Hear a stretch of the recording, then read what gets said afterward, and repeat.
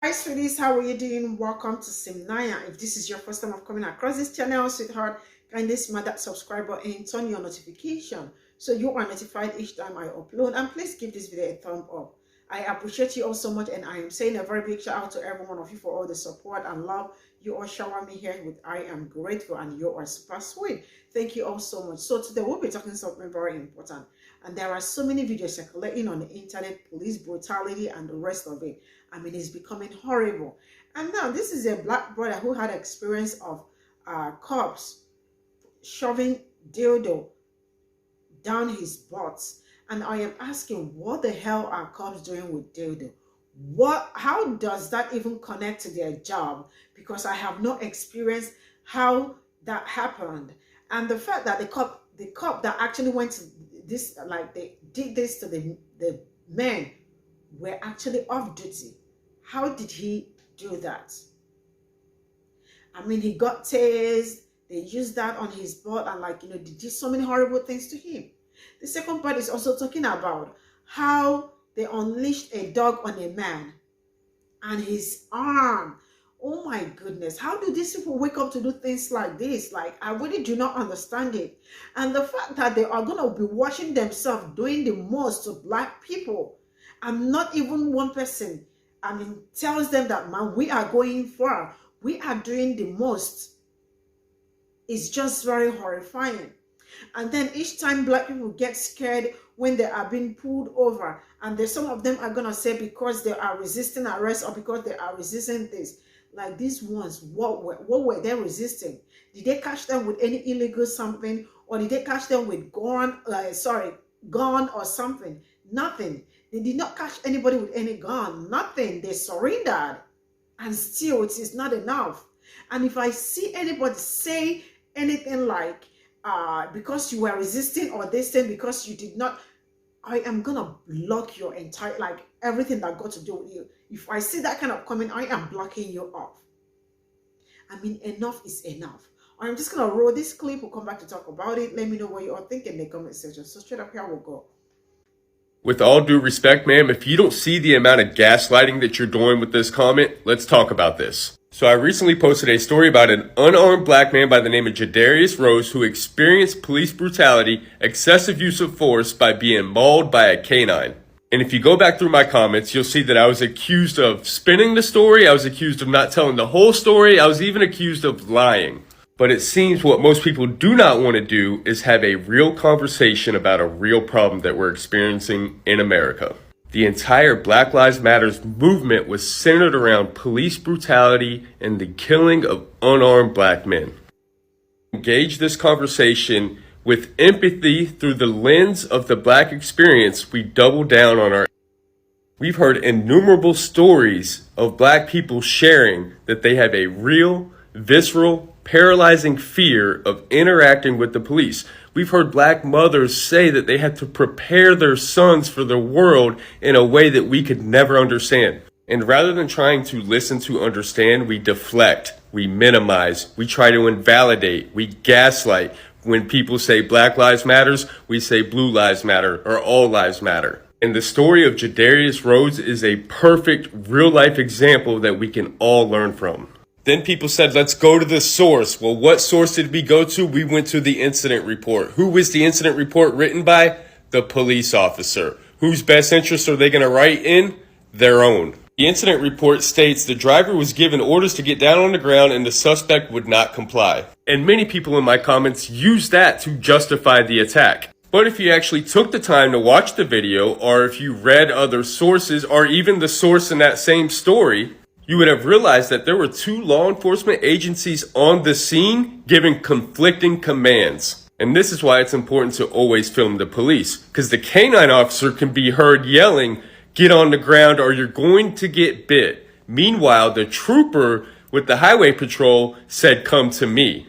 In the video, you can clearly see he's on his knees, hands in the air, surrendered, and they still unleashed the dog. Now, I will say good job for the police department for quick and decisive action, holding that officer accountable and terminating him. And I had multiple law enforcement officers and many people in my comment section say, why would he run if he's not guilty, if he doesn't have something to hide? So I responded, could it be that he had a real paralyzing fear of being hurt or killed by the police? And the cop responded to me, that's possible, although someone running like that in my mind automatically goes to he's wanted or not licensed. And you can read where I respond and say that's biased. Then we have the audacity to say if he would have just pulled over, he wouldn't have experienced police brutality. He brought this upon himself. And that's toxic gaslighting. It's like an abuser saying, if you would have just listened to me and shut up, I wouldn't have beat you. But my question for law enforcement is, how do we train to de-escalate and not militarize the police? Somebody explain to me, why is police officers in uniform walking around with dildos? Y'all kicked this man door in because y'all said that y'all believed that he had drugs. Okay, but after checking his house, he didn't have any. Why didn't y'all just leave after that? Even if y'all wanted to take him to jail, why y'all just didn't take him to jail after that? Why violate him in this way? Why pull out y'all tasers and electrocute him? Why handcuff him and the guy who he was in the house with and make them shower together? Why shove a dildo in them until they defecate on themselves? Y'all threw eggs at them. Y'all went in the refrigerator and took the milk and beer and water out and poured it all on them while calling them racial names. What are y'all doing that for? It's not about training these cops. These cops don't want no training. These cops know exactly how to act when they go in different neighborhoods. They act this way around my people because they feel like there's no consequences for it. And based off of history, there is no consequences for it. So you start to see them go further and further and further. These cops should be charged with a hate crime. And then we have proof that they turned their cameras off and turned them back on when they got in the car after everything was finished. Why they not charged? And see, this is why I don't buy into when people be like, well, all cops are not bad. Well, the good cops don't speak out against the bad cops, which makes all of them bad. See, when y'all come into our neighborhoods, y'all want us to tell on the bad people. Y'all want us to look at being a snitch as a good thing. But here it is, y'all don't snitch on each other. Y'all have what y'all call the blue wall of silence. All of these cops that say that they're good cops, all of these family members who say, well, my uncle, he's a good cop. My dad been a cop for 30 years. He's a good one. Why they never speaking out? Why they never make videos? Why they never do interviews talking about the bad cops? Y'all say that y'all good cops, but y'all actions don't show that, because good cops are not going to stand around and watch stuff like this happen.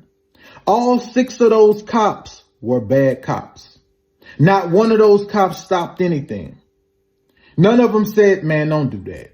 Come on, man. No, you going too far. A dildo? You going to shove that in? Don't do that. Nobody said that. We got to stop making excuses for them. We got to stop with that. Oh, everybody ain't bad. If they not saying nothing, they bad. If they know what's going on and they just like, well, it ain't me, they bad. Again, this man was shot in his mouth for nothing because he didn't have what you accused him of having.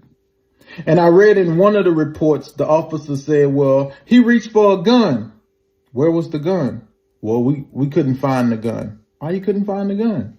There was never a gun, just like there was no drugs.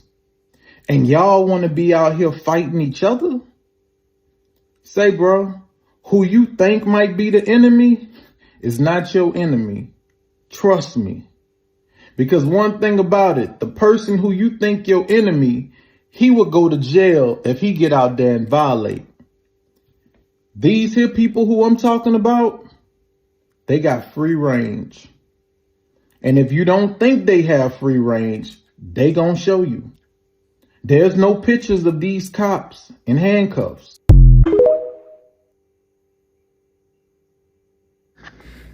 Hey there, TikTok friends. How you guys doing today? I'm alive and I'm here. Not very happy though. Something that I read today kind of disturbed me and I want to talk about it. You see, when I was a kid, I was born in the late 70s, spent most of my childhood in the 80s, and I graduated high school in the 90s. Became an adult in the 90s. And during that time, especially in my younger days, we were always told that in the future, after the year 2000, everything's going to be different, everything's going to be better, we're going to have flying cars, we're going to have cities in the clouds, we're going to be living on the moon and in space colonies, and we're going to be on Mars, and we're going to be doing all this cool stuff. Everybody's going to have a slice of the American dream, a slice of the pie. Racism will be over, bigotry will be gone, and things are just going to move forward. We're going to have like a Star Trek existence. And I want to say the articles I've read and the story I've read was from the 1950s. No, it's from the 2020s. What am I getting at? I think this happened last year. 2 black men in Rankin County, Mississippi, were assaulted by police. The police broke into their house, assaulted them, beat them, tortured them, sexually assaulted them, hurled racist slurs at them the entire time. And one of them was shot in the face by one of these pigs. And I'm going there. They're pigs. Okay? They're pigs. And they filed a lawsuit, of course. They survived. And lo and behold, none of their body cams worked. Imagine that. One of the cops was even off duty. So, what angered these pigs to break the law, violate citizens' civil rights, and attempt to murder one of them? They were dating white women. Racism in Mississippi? Say it ain't so. And it gets even more infuriating, the fact that the sheriff's department and the sheriff himself, who, what I've come to learn, is not a good faith actor in all this. He's got a bit of a shady past himself. The whole department does. One of the perpetrators was involved in some other incidents too that's very questionable. They were recently fired, except for the sheriff. But he needs to be. If he gets reelected, there's no saving Rankin County, Mississippi. They're all a bunch of racists.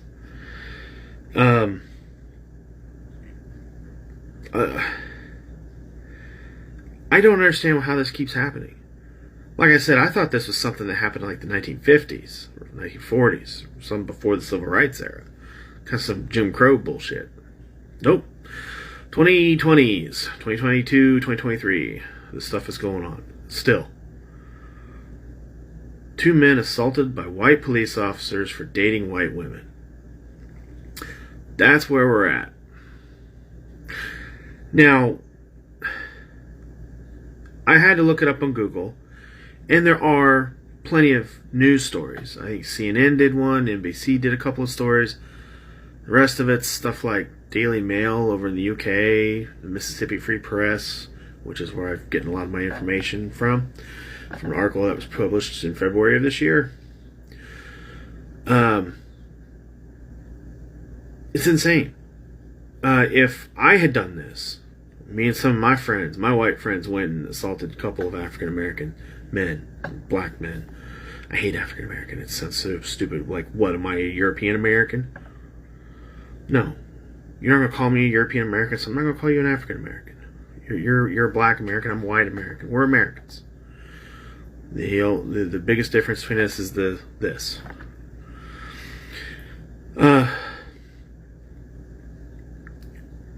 Yeah, I thought growing up in a Quaker church as a Christian that the biggest rule Christians are supposed to follow is what they call the golden rule.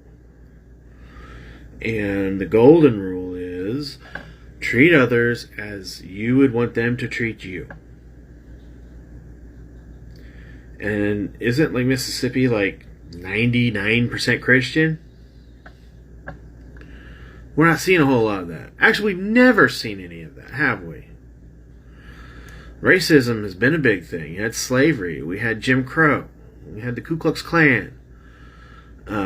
Tony Bennett, the singer, died a few days ago, and there was a mention in his obituary where he participated in civil rights activity in Mississippi, and with Martin Luther King and Jesse Jackson, and during the civil rights movement. And it was mentioned that a lady, a volunteer from Michigan, who drove him to the airport after one of these events, was murdered by the Ku Klux Klan back in the 1960s. So, 1960s was 60 years ago, which means there are people still alive. My dad just celebrated his 80th birthday. He was born in 1943, so he was alive. He was an adult. My dad was in Vietnam when most of the civil rights stuff was going on. So, there's people still alive who remembers this stuff, who participated in it. Hillary Clinton, she campaigned for Barry Goldwater, one of the biggest racists in the South. And so, racism is still here. There's still the scars. There's still the memories. It wasn't something that happened hundreds of years ago. It's still going on. We have to confront it. We have to confront the people who engage in it. They are not our friends. The people being oppressed are your friends. We have to learn to punch up and stop punching down. We have to go after the politicians. I don't want to say without sound like I'm trying to encourage violence, but what was that? The third Batman movie with Bane in it, where they're ripping all the rich people out of their houses. Doesn't sound like such a bad idea now, does it? Except not just the rich people, but the politicians especially. They're the ones who make this happen. They foment this. They campaign on it. I can't remember the name of the town. Ronald Reagan had announced his campaign in a town in Mississippi where a bunch of lynchings had taken place, like a bunch of them, and that was done on purpose. Ronald Reagan was president when I was a kid. I was born in 1977. He was president in 1981. So, and he served 2 terms. People that, that I know voted for him. So yeah, this racism isn't a memory. And if we keep allowing stuff like this to happen, it never will be. It'll still be fresh in our minds because something new happened. If you want it to go away, we have to stop participating in it. And we have to start educating our children in it. If you want them to not repeat the mistakes of the past, you have to immerse them in the history. They have to know what happened. So stop with this CRT bullshit. Stop with this with trans ideology, LGBT ideology, whatever. Stop with the hate. Stop punching down. Start going after the politicians. They're the ones who caused this. They're the ones benefiting from it. Not us. We get nothing from hating each other. Nothing. Not hating the black man across the street from me isn't going to put food on my table. Do you not understand that? However, getting the racist fucking asshole politician who's holding back wages, that's going to help us. They're holding back wages because they don't want my black neighbor making as much money as me. That's also why they stifle education. That's why we don't have free healthcare. Because black people will benefit. End this fucking racist system. Till next time, guys, have a great day.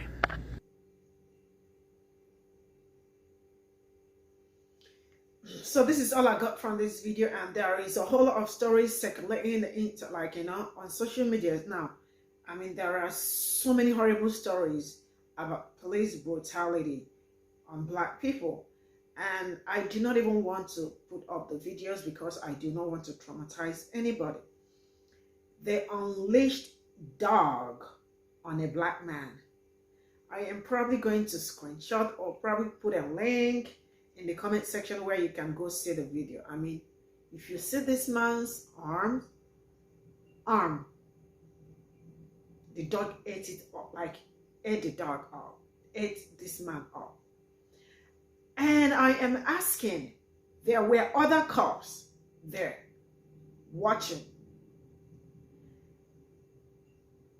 They did not, I think the man also called 911. It was when they arrived that they saw, they took video of what was going on. But there were other cops watching while they unleashed that dog on the man. And the second part was also talking about how they just did not, what are cops doing with their what are cops doing with dildo? What are they doing with dildo? Because I don't understand it. What does dildo got to do with their job? I mean, you say he had drugs. The man had nothing on him. Then why did you not go? Why do you have to shoot him in the mouth? Why do you have to tase him? Why do you have to shove that in his butt? Not until they passed out. I mean, the kind of rate of the season that I see cops exhibit, sometimes I feel like these people are not supposed to be, they are not supposed to be police officers. And I keep saying it, Black people should never, not even for a day, be scared of being pulled over by the cops. But man, the reverse is the case. I mean, like, you see them each time they are being pulled over, they are scared for their lives. Why? Because they have had horrible experiences with them. I mean, how do you want people with these experiences, how do you want them to feel? Or how do you want them to react? Or people around them that heard these stories, that see what happened to them, how do you want them to react when they see cops? Of course, I am terrified. Like, the truth is that I am terrified on their behalf. I did not experience it, but I am scared already. These are the reasons why when each time they are being pulled over, they are scared and they are very defensive. And the fact that white people do not, or colored people do not want to understand this. They are always like, why did he not surrender? Did they not surrender? Did they fight? Did they have any guns? Of course, they were armless. They were not holding anything, but still, they went through the most. And I see all over the internet, all of them saying it was because they were not cooperating with the cops.